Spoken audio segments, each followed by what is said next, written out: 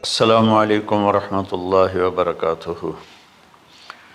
الحمد للہ الذی بیدہ الملک وہو علی کل شیء قدیر، هو الاول والآخر والظاہر والباطن وہو بکل شیء علیم، واشہد ان لا الہ الا اللہ وحدہ لا شریک لہ، واشہد ان سیدنا ومولانا محمدا عبدہ ورسولہ، ارسلہ بالحق بشیرا ونذیرا وداعیا الی اللہ بإذنہ وسراجا منیرا، صلی اللہ تعالی علیہ وعلی آلہ وعلی اصحابہ وبارک وسلم تسلیما کثیرا کثیرا، اما بعد فاعوذ باللہ من الشیطان الرجیم، بسم اللہ الرحمن الرحیم۔ ان ابراہیم کان امۃ قانتا حنیفا للہ ولم یک من المشرکین شاکرا لانعمہ اجتباہ وہداہ الی صراط مستقیم، ثم اوحینا الیک ان اتبع ملۃ ابراہیم۔ وقال تعالی فلما اسلما وتلہ للجبین ونادیناہ ان یا ابراہیم قد صدقت الرؤیا انا کذلک نجزی المحسنین۔ میرے محترم بھائیوں بہنوں، میرے عزیزوں، بچے بچیوں، پوری دنیا کے انسانوں، اللہ کرے میرا پیغام پوری دنیا میں پہنچے، مسلم بھی سنیں، نان مسلم بھی سنیں، کہ اچھی بات تو لینی چاہیے جہاں سے بھی ہو۔ عید قربان جس کو ہم کہتے ہیں وہ قریب ہے، 5 دن 6 دن باقی ہیں۔ یہ ابراہیم علیہ السلام کی سنت ہے، اور میرے نبی نے اس کو زندہ کیا۔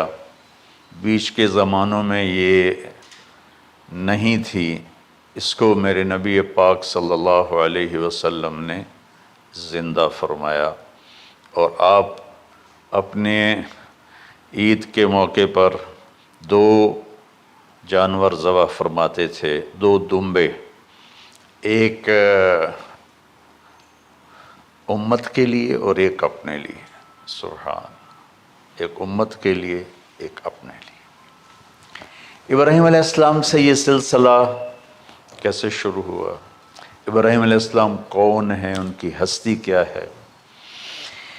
ابراہیم علیہ السلام وہ نبی ہیں جن پر ساری امتوں کا اتفاق ہے۔ یہود بھی ابراہیم علیہ السلام کو کہتے ہیں ہمارے ہیں، عیسائی بھی ابراہیم علیہ السلام کو کہتے ہیں ہمارے ہیں، مسلمان بھی ابراہیم علیہ السلام کو کہتے ہیں ہمارے ہیں۔ آگے پھر یہود موسیٰ علیہ السلام پر رک جاتے ہیں اور عیسیٰ علیہ السلام کا انکار کرتے ہیں، عیسائی عیسیٰ علیہ السلام پر رک جاتے ہیں اور محمد مصطفیٰ صلی اللہ علیہ وسلم کا انکار کرتے ہیں۔ ان ابراہیم لأواہ حلیم، ان ابراہیم لأواہ حلیم، ابراہیم بہت مہربان، رونے دھونے والے تھے، اور ابراہیم کا مطلب بھی ہے مہربان باپ، مہربان باپ۔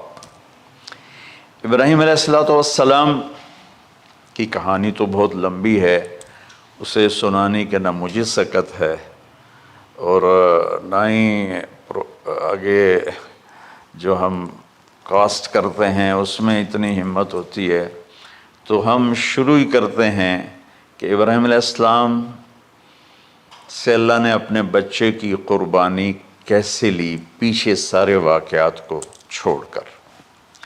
ابراہیم علیہ السلام کو جب آگ میں ڈالا گیا اور اللہ تعالیٰ نے ان کو آگ سے زندہ سلامت باہر نکالا، تو پھر انہوں نے ہجرت فرمائی اور مصر گئے۔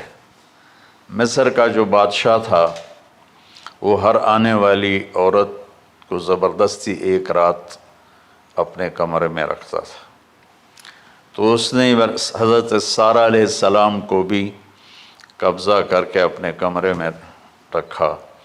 جو ہی ہاتھ بڑھاتا اس کا ہاتھ سوکھ جاتا، پیچھے کرتا تو ٹھیک ہو جاتا، پھر ایسے ہاتھ بڑھاتا سوکھ جاتا، پھر پیچھے کرتا ٹھیک ہو جاتا، پھر ایسے ہاتھ بڑھایا سوکھ گیا، پھر پیچھے کیا ٹھیک ہو گیا۔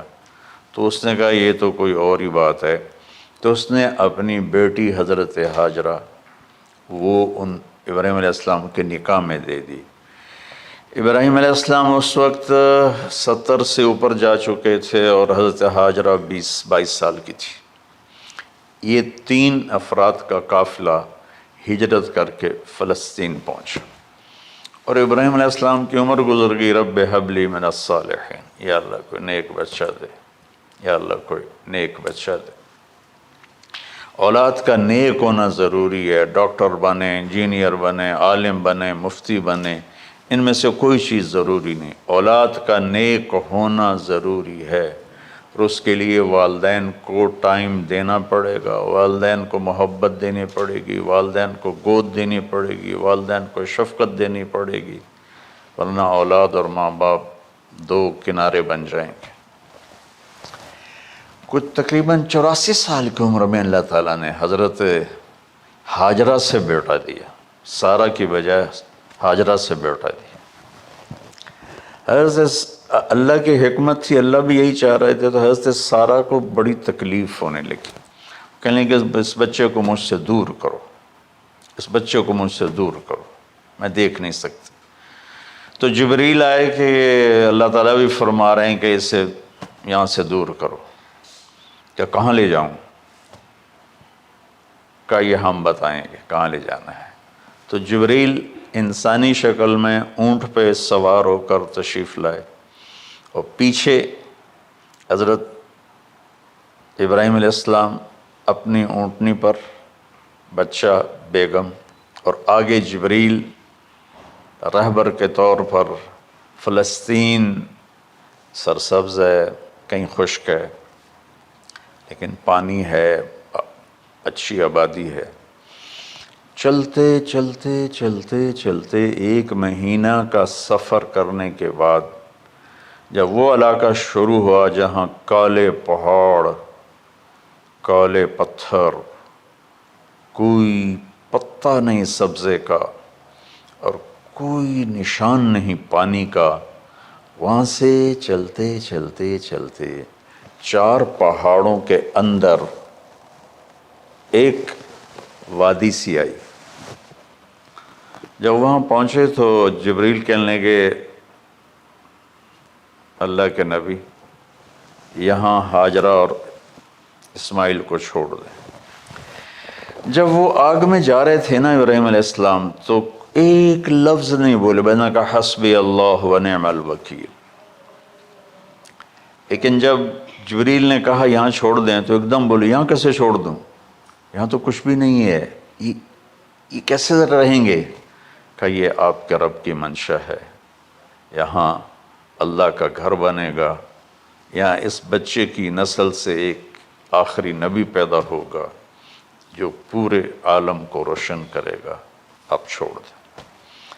تو وہ وہاں 3 دن رہے، ان کے لیے ایک چھپر سا بنایا لکڑیاں کاٹ کے، یا 2 دن رہے یا 1 دن، یہ تو کوئی تحقیق کوئی نہیں ہے، لیکن ایک چھپر سا ان کو بنا کے دیا ایسے، یعنی اس ایک اوپر وہ لکڑیوں کی چھاؤں کر دی اور نیچے ایسے بانس سے گاڑ دیے اور چل پڑے۔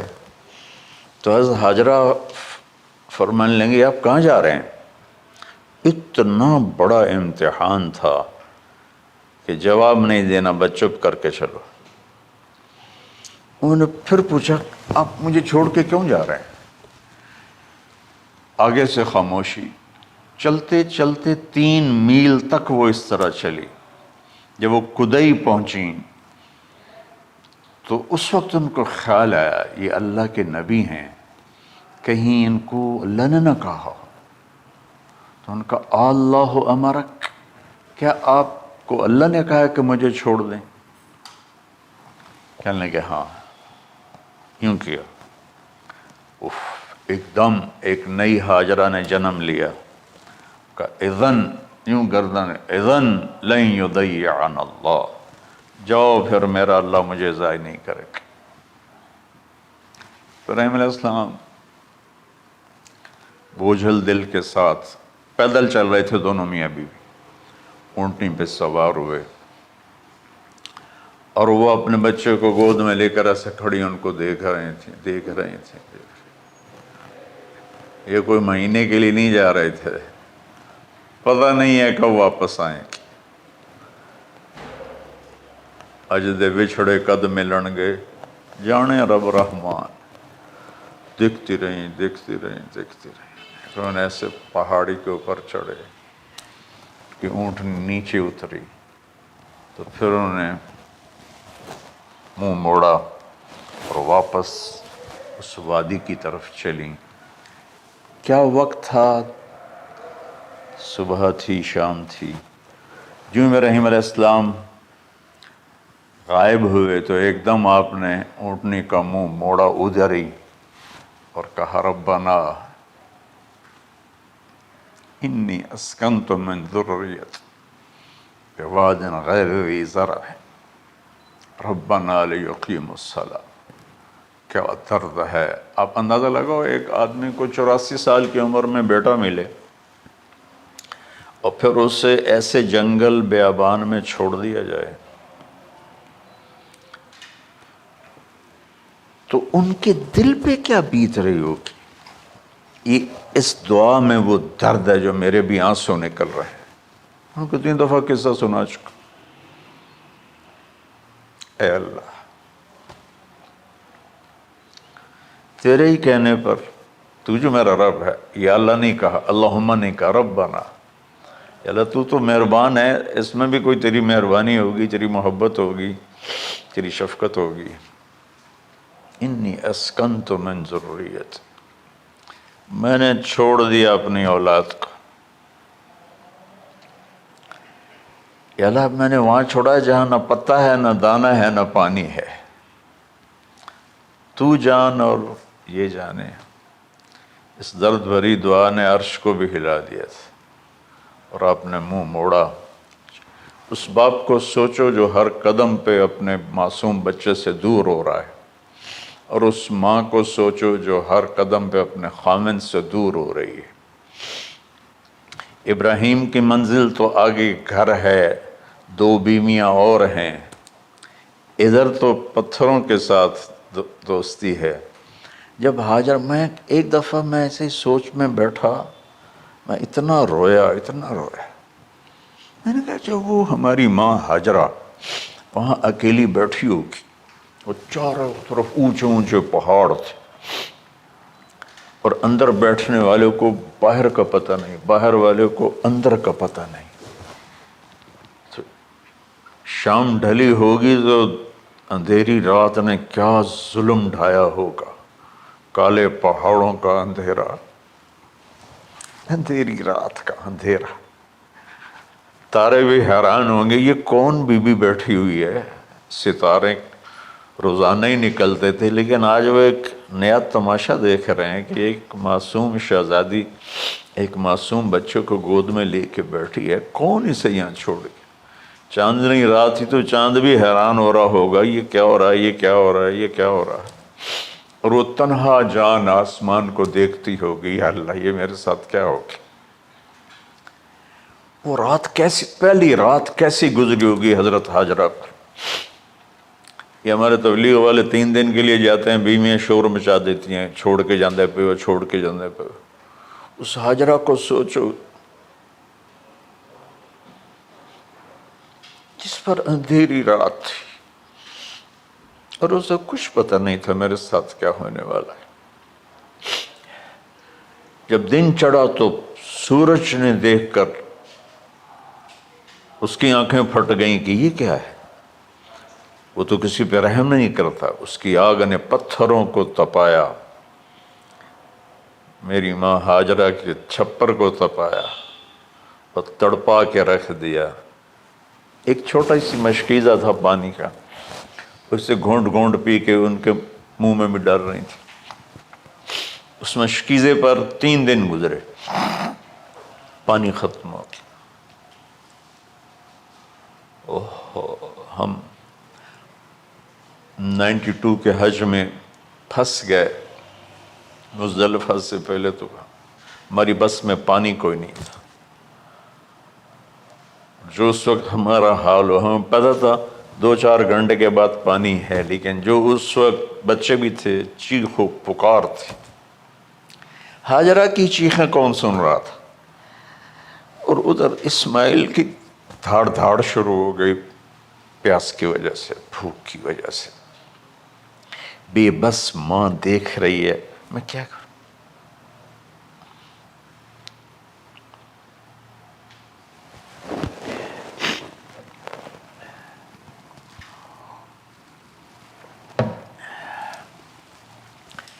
میں قطر میں تھا جماعت میں، تو مجھے یہاں کندھے میں درد ہوا، میں ہاسپٹل گیا تو ایمرجنسی سے انہوں لے کر گئے. ایک بچہ تڑپ رہا تھا اس میں، جو ہاسپٹل کا بیڈ ہوتا ہے چھوٹا سا. اس کی ماں ٹیک لگا کر نا اس کو یوں دیکھ رہی تھی. مجھے نہیں پتا وہ کون ہے، مجھے نہیں پتا اس بچے کو کیا ہے، لیکن آپ یقین مانیں یہ جو میرے آنسو ہیں اس عورت کی وجہ سے، کہ جس خاموش ساز خاموش فریاد سے معمور ہیں ہم. نالہ اگر لب پہ آتا ہے تو مجبور ہیں ہم. جس طرح وہ ماں ساز خاموش تھی اور اس کے چہرے پر درد پکار رہا تھا، میں صرف ایسے گزرتے گزرتے اس کو دیکھا اور میں آج رو رہا ہوں 15 سال کا قصہ یاد کر کے. تو ہاجرہ کے چہرے کو کون پڑھنے والا تھا؟ کون سی ایمرجنسی وارڈ میں بیٹھی تھی؟ کون اس کے لیے کہہ رہا تھا میں پانی لاتا ہوں، کھانا لاتا ہوں؟ موت تھی دونوں ماں بیٹی کی. تو یہ بے قراری میں صفا مروہ کی دوڑ لگائی. انہیں پتا تھا کچھ نہیں ہے.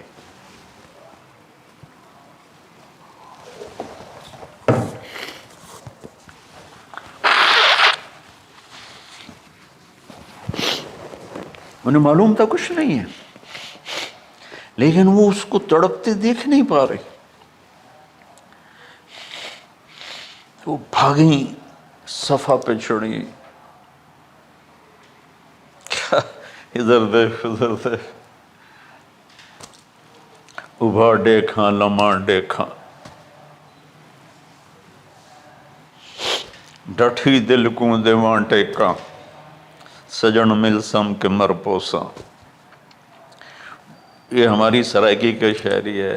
مشرق دیکھتے ہوں، مغرب دیکھتے ہوں، دائیں بائیں دیکھتے ہوں، کوئی ہے میری فریاد سننے والا. یہ حالت تھی اس وقت ام اسماعیل کی. نیچے اتری جہاں وہ ٹیوب لائٹس آتی ہیں، وہاں وہ نیچے ہو گئے اور بچہ غائب ہو گیا. تو دوڑ لگاتے. مصر کی شہزادی اور مکے کے نوکدار پتھروں کے اوپر دوڑ رہی تھی. جب بچہ نظر آیا پھر آہستہ ہو گئی، پھر مروہ پہ چڑھی، پھر صفا پہ چڑھی، پھر مروہ پہ چڑھی، پھر صفا. مجھے لگتا ہے صفا مروہ بھی رو رہے ہوں گے اس وقت، اور مکے کے پہاڑ بھی رو رہے ہوں گے. سورج بھی اس وقت رو رہا ہوگا. آخر وہ مروہ پہ تھک کے گر گئیں. یہ نہیں کہ انہیں 7 چکر لگانے تھے، 7ویں چکر کے بعد ان کی ہمت جواب دے گئی. وہ گر گئیں اور ان کا جینا چاہا کہ میں بچے کو اپنے سامنے مرتا دیکھوں، اس لیے وہیں گر گئیں کہ میں اتھے مر جاؤں اتھے مر جاؤں. پھر ایسے حسرت بھری نظروں سے یوں دیکھا، مر گیا کہ نہیں. تو وہاں ایک آدمی کھڑا تھا. پھر مردہ جسم میں پھر جان آ گئی. پھر انہوں نے اپنے آپ کو اٹھایا اور دوڑ لگائی. پہنچی تو آدمی غائب تھا اور پیڑیوں سے پانی نکل رہا تھا. اتنے چکر کیوں لگوائے؟ پہلے ہی نکال دیتا۔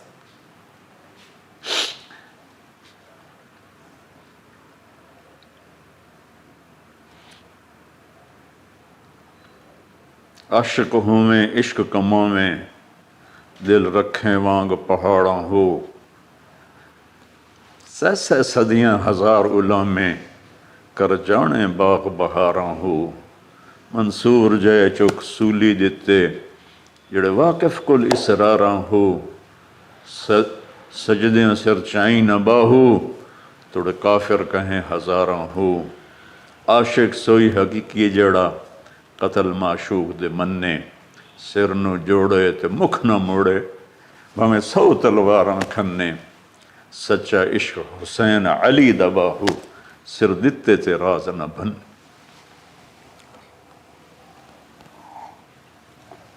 کوئی ابراہیم کا گلہ نہیں، شکوہ نہیں۔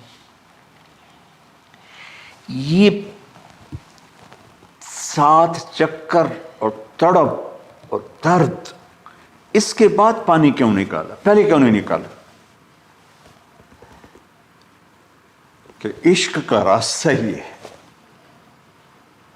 میرے گھر کے راستے میں کوئی کہکشاں نہیں ہے، راستہ عشق اشقا سے۔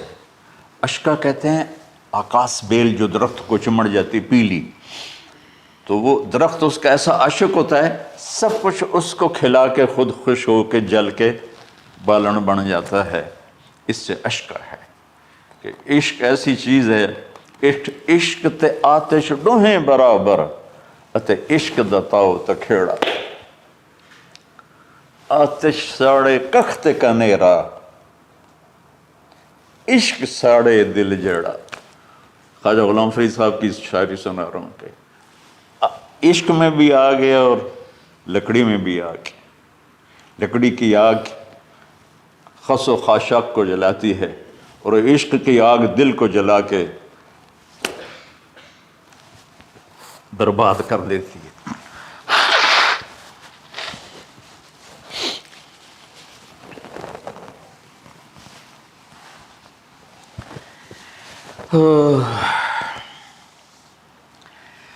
یہ دنیا میرے بھائی بہنوں امتحان کی جگہ ہے، ہم اسے جنت بنانا چاہتے ہیں، ہم یہاں اپنی مرضیاں پوری کرنا چاہتے ہیں۔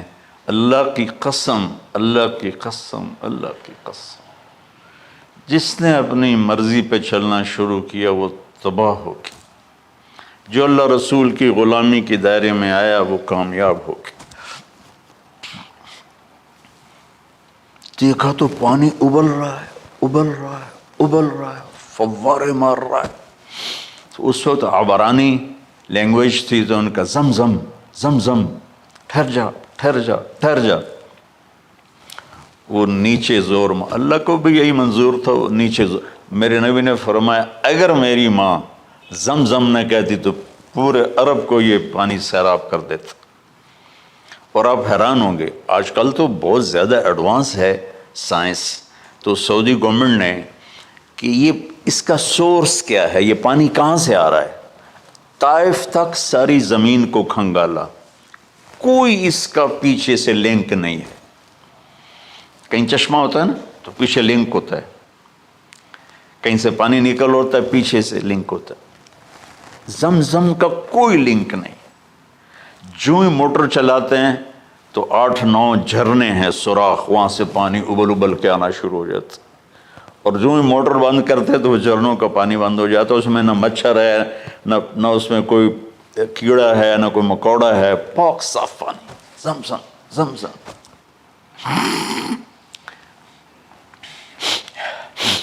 جتنا اونچا بنانا ہو بلڈنگ اتنی گہری بنیاد۔ اس ماں بیٹے سے محمد مصطفیٰ نے آنا ہے تو پھر بنیاد تو گہری ہوگی نا، ایسے تو نہیں ہے نا۔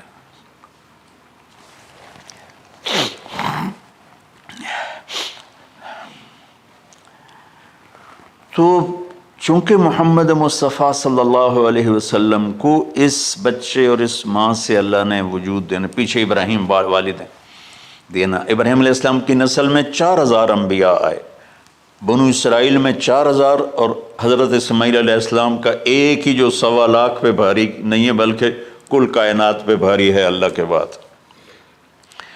تو اس لیے پسائی ہوئی یہ جو بناتے ہیں اپنی باڈیز، وہ اپنی کتنی پسائی کرتے ہیں، وزن اٹھاؤ، دوڑو، وہ کیا کیا اپنے آپ کو مشقت میں ڈالتے ہیں، تب جا کے وزن وہ نکھر کے آتے ہیں۔ یہاں کوئی آبادی نہیں تھی، یمن سے لوگ جاتے تھے شام تجارت کے لیے، تو قبیلہ جرہم کا گزر تھا، پانی نہیں تھا، تو وہ پانی کی تلاش میں تھے، انہوں نے پرندے دیکھے، وہ کہنے کہ پرندے تو پانی پر آتے ہیں، انہوں نے 2 آدمی بھیجے، آگے دیکھا ایک خاتون، ایک بچہ اور کنواں تو نہیں تھا، پانی چشمہ، تو وہ سارے آئے اور کہا کہ بہن ہم یہاں ٹھہر جائیں، کہ اب ٹھہرو لیکن پانی میرا، ان کا ٹھیک ہے پانی آپ کا ہے۔ تو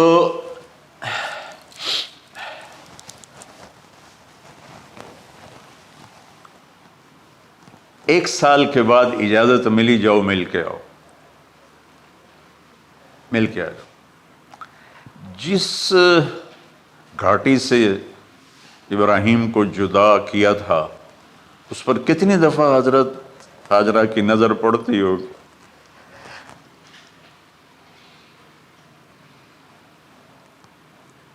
اگر آپ اس کو فیل کریں تو یہ قصہ بیان ہی نہیں ہو سکتا،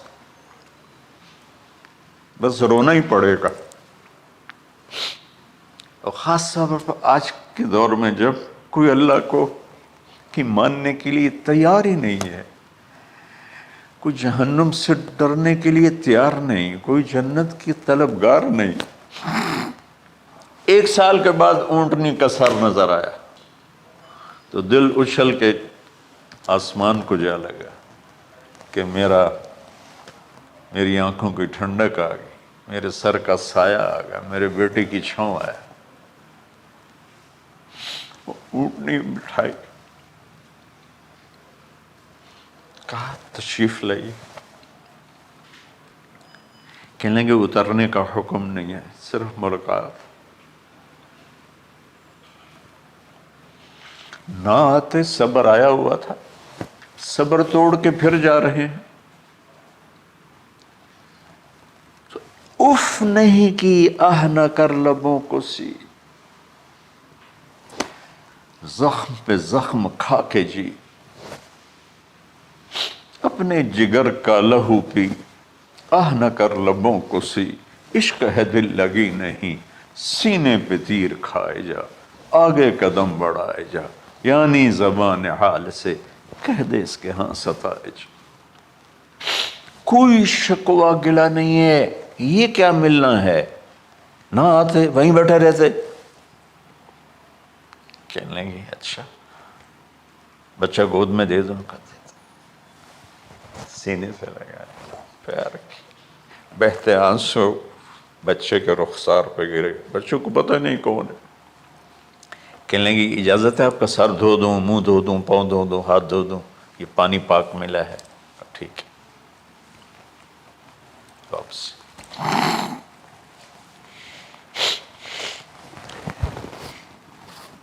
فلما بلغ معه السعی، جب وہ بچہ بھاگنے دوڑنے لگا، دل میں اتر گیا، نظروں کو بھا گیا، تو خواب آنے شروع ہوئے، قیمتی چیز قربان کرو، پتہ نہیں کتنی بکریاں قربان کر دیں، پھر خواب آیا قیمتی چیز قربان کرو، پھر گائے قربان کر دیں، عدد مجھے یاد نہیں ہے، پھر خواب آیا قیمتی چیز قربان کرو، اونٹ قربان کر دیے، پھر خواب آیا قیمتی چیز قربان کرو، تو پھر خیال آیا کہ یہ اسماعیل کی طرف اشارہ ہے۔ 1500 کلومیٹر ہے، 1 مہینے کا اونٹ کا سفر ہے، چھری لے کر ایک باپ بچے کو ذبح کرنے جا رہا ہے، اس مہینے کے ہر منٹ نہیں، ہر سیکنڈ میں اس کے دل پہ کیا گزر رہی ہوگی، کس لیے جا رہا، ساری دنیا پھرتے ہیں، جب گھر واپس آنے کا ہوتا ہے تو خوش ہو رہے ہوتے ہیں کہ پاکستان جا رہے ہیں، پاکستان جا رہے ہیں۔ کتنی دفعہ اللہ نے دنیا پھرائی یہ، اور اس باپ کی عمر اب 92 سال ہو چکی، 92 سال مولانا صاحب، اس کی اونٹنی کے قدم کے ساتھ نہیں، ہر سیکنڈ کے ہر کروڑویں حصے میں ابراہیم کا دل پھٹتا ہوگا کہ اس معصوم بچے کو ذبح کیسے کروں۔ اللہ کی مان کے دکھا دی۔ اللہ نے تو ہمیں دین ہی آسان دیا ہے، ہم سے تو نہیں بچوں کی قربانی مانگی۔ ابو بکر صدیق رضی اللہ تعالیٰ عنہ نے فرمایا تھا، یا رسول اللہ، ایک آیت ہے جس میں کا مفہوم یہی ہے، اگر اللہ ہمیں کہتا نا بچے قربان کرو، ہم بھی چھریاں چلا دیتے۔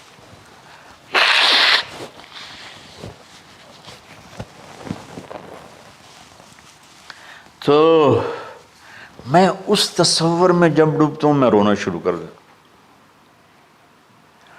عاصم کا بازو ٹوٹا، 6 سال کا تھا،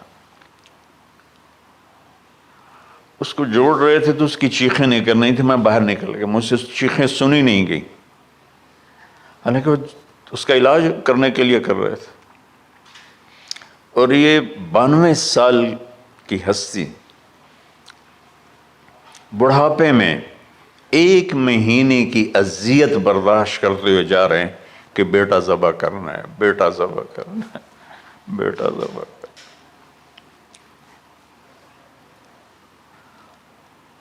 تو وہاں پہنچے تو اب اسماعیل نے جانا ہے کہ یہ ہیں میرے ابا۔ وہ کیسے لپٹے ہوں گے، کیسے چوما ہوگا، کیسے پیار کیا ہوگا، یہ بیوی کا آپس میں۔ مجھے نہیں پتا کہ کتنے عرصے بعد انہوں نے ایک قدم اٹھایا،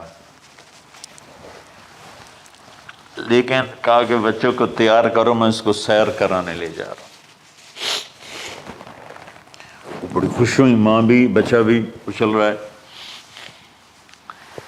اور لے کے پہنچے جمرہ کبریٰ پر، وہ جو شیطان کو 3 جگہ مارتے ہیں تو آخری جگہ وہاں اس وقت ایک تنگ سی جگہ تھی پہاڑوں میں گھری ہوئی، وہاں پہنچے تو کہتے ہیں یا بنی انی، کوئی شک شبہ والی بات نہیں ہے، ارا فی المنام انی اذبحک، میں نے تمہیں ذبح کرنا ہی ہے، انی میں نے تمہیں ذبح کرنا ہے، فانظر ماذا تری، تیری رائے کیا ہے؟ قربان جاؤں اس ماں پہ جس نے 7-8 سال کے بچوں کو کیا تربیت دی۔ یا ابت افعل ما تؤمر، یعنی یا ابت افعل، بیچ میں کوئی حرف نہیں، کوئی عطف نہیں، یا ابت افعل بما تؤمر ستجدنی انشاء اللہ من الصابرین۔ اس عمر میں اپنی قربانی کو اللہ کے ساتھ جوڑا، ابا کرو آپ۔ یہ جب ماں اپنے بچے کو فوکس کر، آج کی مائیں، میں گلہ کرتا ہوں آپ کے والدین سے، میں گلہ کرتا ہوں، انہوں نے اپنی اولاد کو فوکس نہیں کیا، یہ اپنے دھندوں میں اتنا پھنسے ہوئے ہیں، اپنے کاموں میں، اس بدبخت یہ کیا فون ہے، کیا کہتے ہیں اس کو، اسمارٹ فون، سیمسنگ موبائل، اس میں اتنا گم ہو گئے ہیں کہ بچے اگنور ہو گئے ہیں۔ 3 سال کا بچہ سکول جا رہا ہے، اسے ماں کی گود چاہیے، اسے سکول بھیج رہے ہیں، وہ وہاں، میرے بچے کو ڈسلیکسیا تھا، اس کو عاصم کو، اس کو پڑھنا نہیں آتا تھا، ایک بیماری ہے، تو اس کی ٹیچریں مار مار مار اس کا حشر کر دیتی، میرا بچہ برباد کر دیا انہوں نے۔ وہ 6 سال کی عمر میں ڈپریشن کا شکار ہو۔ میں ماؤں سے کہتا ہوں بچوں کو ٹائم دو، تمہارا سرمایہ تمہاری اولاد ہے، اور اولاد ڈگری سے عزت نہیں ملتی، اولاد تمہاری نیک ہوگی تو وہ بلند بخت ہوں گی، عزت پائیں گی۔ پاکستان کو پڑھے لکھوں نے لوٹا ہے، ان پڑھوں نے نہیں لوٹا۔ ابا جی، بابا جی، آپ کریں نا، دیر کیوں کر رہے ہیں؟ ستجدنی انشاءاللہ من الصابرین، آپ دیکھیں گے میں آپ کی آزمائش پہ پورا اتروں گا اور اللہ کی آزمائش پر بھی پورا اتروں گا۔ پھر معصوم ذہن ادھر چلا گیا ماں کی طرف، کہنے لگے ہاں یہ بات تو ہے کہ میری ماں کو بڑی تکلیف ہوگی، تو اس لیے نا اپنا کرتا اتارا، کہا بابا جی یہ کرتا آپ میری ماں کو دے دیں، وہ جب مجھے یاد کرے گی میرا کرتا دیکھ لے، اور آپ نے مجھے یہیں دفن کرنا ہے، ادھر نہیں لے جانا، اور آپ بھی احتیاط کریں، مجھے الٹا الٹائیں، طلّہ للجبین، میرا سر زمین پہ لگائیں، گردن نہیں، تاکہ آپ کو تکلیف نہ ہو مجھے دیکھ کر۔ اب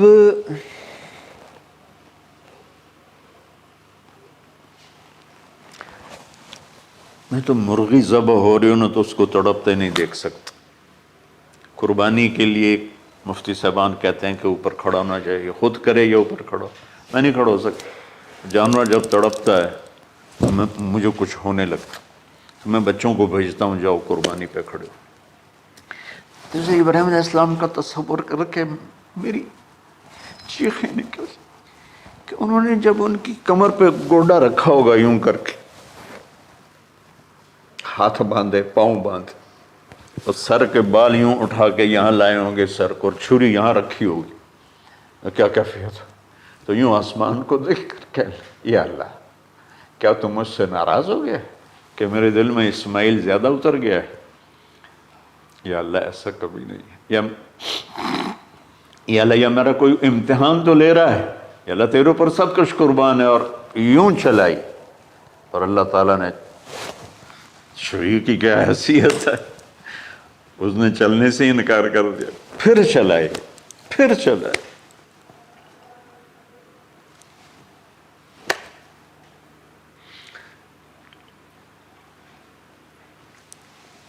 بعضی کتابوں میں ہے تو صحیح، لیکن روایت کی کتنی حیثیت ہے وہ تو مجھے نہیں پتا، لیکن چونکہ یہ ایک تاریخی چیز ہے کہی جا سکتی ہے۔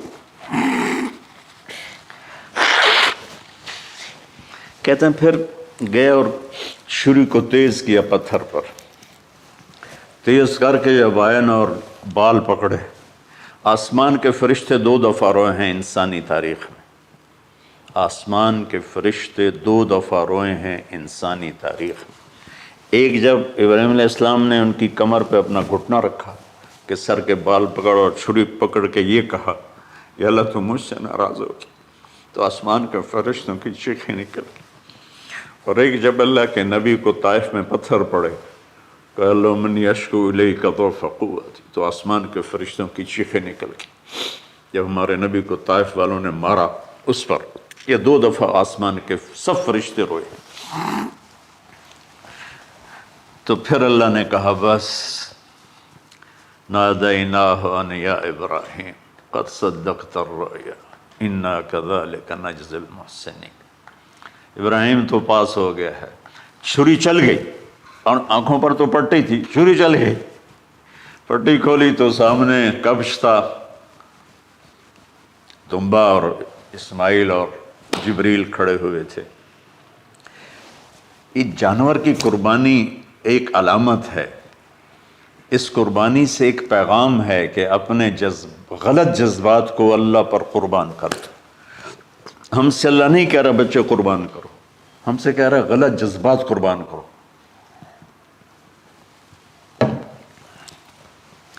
ہم سے اللہ کہہ رہا ہے اپنے جذبات کو دبا دو جو تمہیں اللہ اس کے رسول سے دور کرتے ہیں، ان پر چھری چلاؤ۔ جو اللہ اس کا محبوب کہتا ہے ان کو کرنے کے لیے بھی اپنے جذبات پہ چھری چلاؤ۔ سچ بولنے کے لیے چھری چلانی ہے تو چلاؤ اپنے جذبوں پر، اب اس کو پھیلا دو۔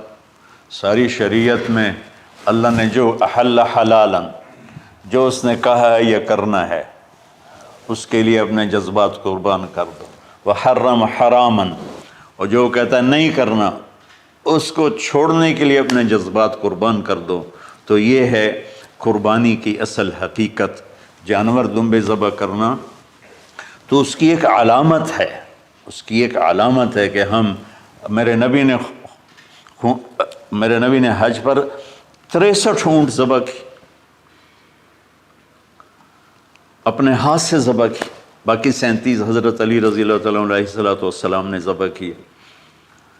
تو بھائیو، قربانی کی اصل یہ ہے کہ ہم اللہ اس کے رسول پر اپنے جذبوں کو قربان کر رہے ہیں، اپنے جذبوں کو قربان کر رہے ہیں۔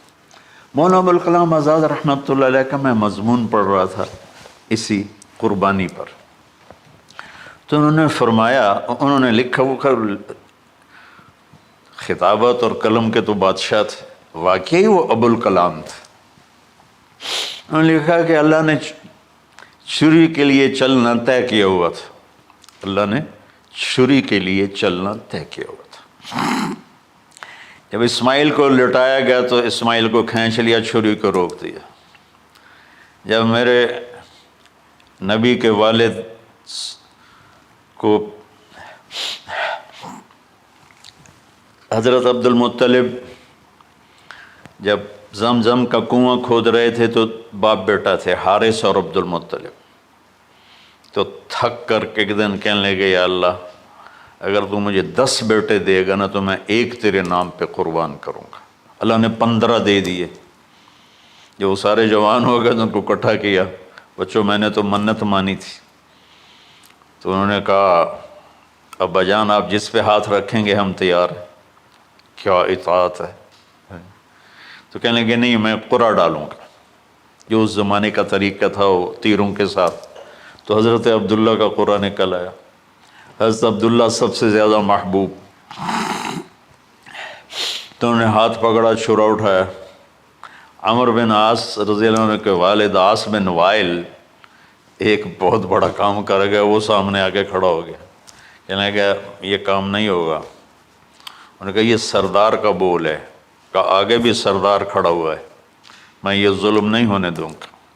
سارے مکے والے اس کے ساتھ ہو گئے، عبد المطلب اکیلے رہ گئے۔ انہوں نے کہا وہ جو ہے نا قطبہ کاہنہ نجران میں، وہ جو فیصلہ کرے گی یا عصفان میں وہ مانوں گا۔ کہا چلو۔ تو عصفان یا نجران گئے قریش مکہ کے سردار۔ تو اس کاہنہ عورت، جیسے آج اس زمانے کی جج ہوتی تھی، مرد بھی عورت میں، اس نے کہا کہ تم لوگ قتل کا معاوضہ کیا لیتے ہو؟ کہ 10 اونٹ۔ کہ اچھا ایسا کرو، ایک تیر پہ لکھو عبداللہ اور ایک پہ لکھو 10 اونٹ اور قرعہ ڈالو۔ اگر اونٹوں کا قرعہ نکل آئے تو جتنے اونٹ لکھے ہیں وہ ذبح کر کے عبداللہ کو چھوڑ دو، اور اگر عبداللہ کا نام نکلے تو ہر دفعہ 10 اونٹ بڑھا دو۔ تو وہ سارے بڑے خوش ہو گئے۔ تو عبد المطلب نے احتیاطاً 100 اونٹ پہلے کھڑے کر لیے صفا کے ساتھ، اور حرم شریف میں اکٹھے ہو گئے، اور وہ جو تیروں سے کرتے تھے تو الانصاب غالباً اس کو کہتے ہیں، ایسا ہی ہے نا؟ ہاں۔ تو وہ 10 اونٹ عبداللہ، اس نے جو قرعہ اندازی میں والے جو پھینکا تو نکلا عبداللہ۔